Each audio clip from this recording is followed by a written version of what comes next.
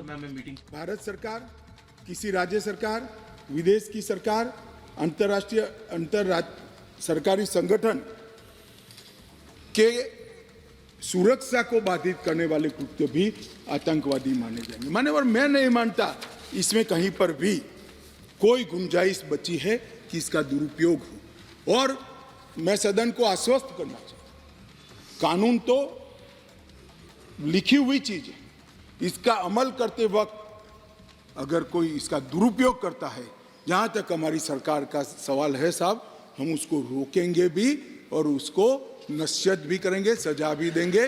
और सबसे ऊपर कोर्ट है। अगर किसके ग्रीवेंसेस है तो ये आतंकवाद को रोकने का प्रोविजन भी कोर्ट के ऊपर तो नहीं है। धारा लगते ही कोर्ट इसकी मीमांसा करेगी, मगर इसके डर से आतंकवाद को ही न रोका जाए, मैं इस बात से सहमत नहीं हो सकता। मान्यवर, मैं सदन से अपील करना चाहता हूं कि इस धारा को जो मोदी सरकार लेकर आई है, आपका समर्थन चाहिए, आशीर्वाद चाहिए और जीरो टॉलरेंस का एक संदेश इस सदन से जाना चाहिए। मान्यवर, संगठित अपराध की भी पहली बार व्याख्या की गई है।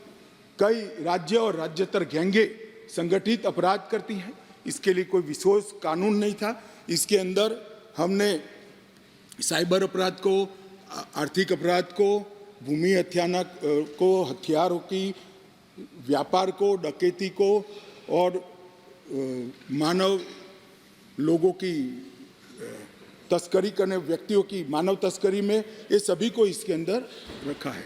आर्थिक अपराध की भी हमने व्याख्या की है। करेंसी नोट, बैंक नोट, सरकारी स्टैंप का कुटकरण, हवाला व्यवहार और बड़े पैमाने पर वित्तीय कपट और आर्थिक व्यवस्था को तोड़ने के सभी प्रयास, इसको भी आर्थिक अपराध की व्याख्या की तरह पहली बार लाने का काम नरेंद्र मोदी जी कर रहे हैं। और इससे मुझे लगता है कि न्यायपालिका का काम काफ़ी सरल हो जाएगा। मान्यवर, एक मैं स्पष्टीकरण करना चाहता हूं कि गैर इरादतन हत्या जो थी, अकस्मात जिसको कहते हैं, इसमें हमने दो हिस्से किए। अकस्मात तो किसी भी व्यक्ति से किसी भी स्थिति में हो सकता है। एक गाड़ी चलाता रहे एक व्यक्ति और रास्ते में कोई भी बेध्यान हुआ या कोई रश कर आ गया और अकस्मात हो गया। अकस्मात करने के बाद वो व्यक्ति स्वयं उसको पुलिस स्टेशन या तो हॉस्पिटल ले जाता है, तो इसके लिए कम सजा का प्रावधान किया है।